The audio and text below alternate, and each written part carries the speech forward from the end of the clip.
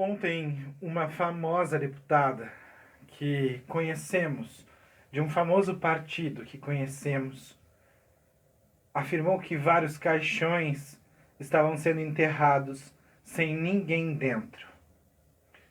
Ela atribuiu o fato a uma manobra da imprensa e dos governadores, de legendas diferentes das suas, claro, afirmando ainda que se trata de mais uma forma de gerar o pânico.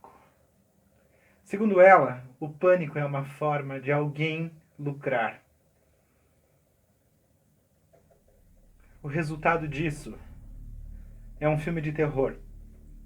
Hoje, famílias resolveram abrir os caixões para se certificar que iriam enterrar seus entes queridos de verdade. Já não bastasse o horror dessa pandemia que invade as nossas casas com duras verdades através das notícias, das redes sociais e dos nossos pesadelos, agora é preciso lidar com os tais formadores de opinião. Tempos difíceis, em que qualquer um pode ser um influencer. Até eu. Eu vou dar um exemplo. Qual seria o problema se eu chegasse aqui, olhasse fixamente para a câmera e dissesse que eu curei a doença, o coronavírus, depois de comer cocô de cachorro? Se você me conhece de verdade, bem de perto, talvez em poucos minutos você também estivesse guardando cocô de cachorro para caso precisasse. Claro, afinal, você me conhece. Uma pequena parcela das pessoas que me conhecem ia dar risada, iam dizer que eu enlouqueci. Mas outras não. Essas teriam certeza que é verdade. Afinal, você me conhece. Existe uma teoria que explicaria isso. Vamos chamar de teoria dos campos de ressonância. Você pode ser inteligente, muito inteligente, mas quando conhece alguém, pelo simples vínculo que tem com esse alguém, você já pode ser convencido. Daí, a gente percebe que é tão importante haver uma imprensa pautada na verdade. Mais médicos, mais enfermeiros. É preciso ter gente para construir mais hospitais, mais professores e também, acreditem, ter mais gente para falar de cultura. Sem compreender o enorme mecanismo que nos move, nós vamos de mal a pior. Afinal, qual é o problema do Brasil, se não a ambição, a vontade de ganhar as coisas de um jeito fácil, as diferenças sociais, os problemas ambientais e a corrupção? Vale lembrar que a nossa história começa em 1500, quando nós aceitamos trocar a liberdade por espelhos. Não, antes de 1500, porque aqui já haviam povos. Mas nós pegamos os espelhos, nos vimos, nos encantamos. Escravizamos semelhantes, porque alguém que conhecíamos disse que eles não eram gente.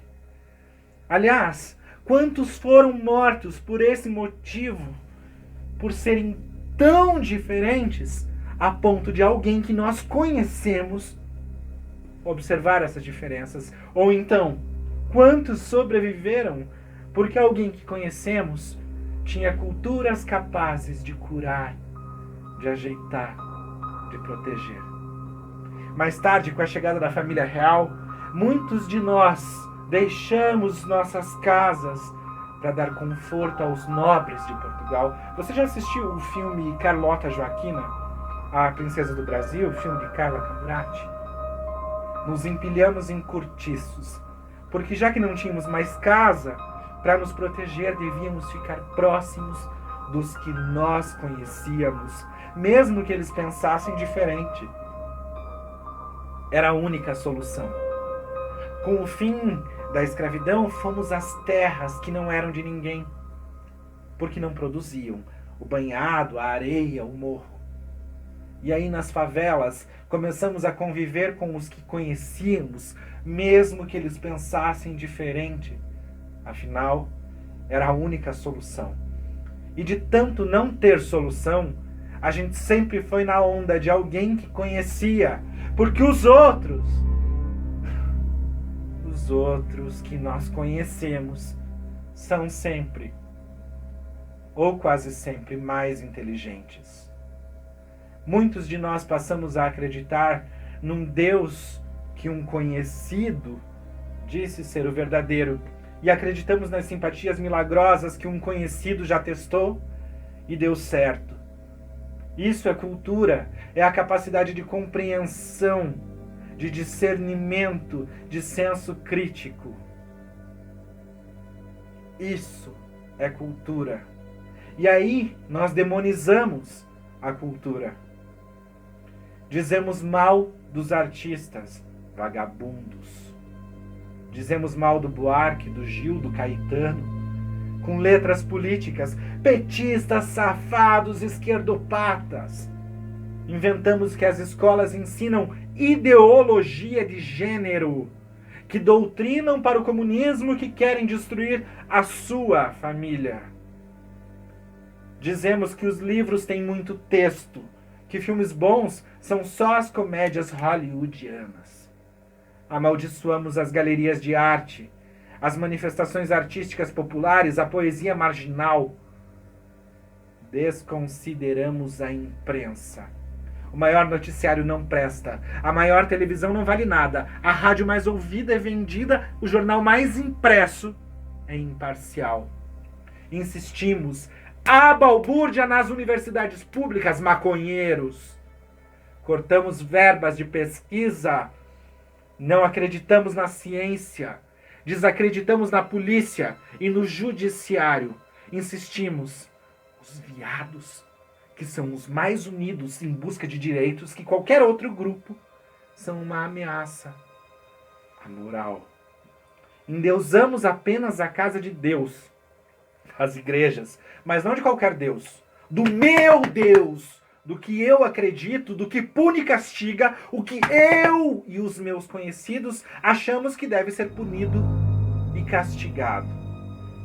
E aí voltamos aos campos de ressonância. Eu sou inteligente, mas eu ouvi um conhecido dizendo isso. E se é um conhecido, é verdade. E se é verdade, é o que eu penso. Se eu penso, eu logo existo. Desmerecendo as múltiplas culturas do nosso povo, por um único interesse: ganhar cada vez mais e manipular a enorme massa. Quem nos fez cada vez mais burros está limpando a bunda com o Brasil. Nos compraram com espelhos. O mundo inteiro viu e riu. Os erros do passado não nos livraram de errar no presente. Permitir que sapateiem é coisa da gente, que no desespero ouviu a deputada conhecida, Acreditou que era mentira e o caixão abriu.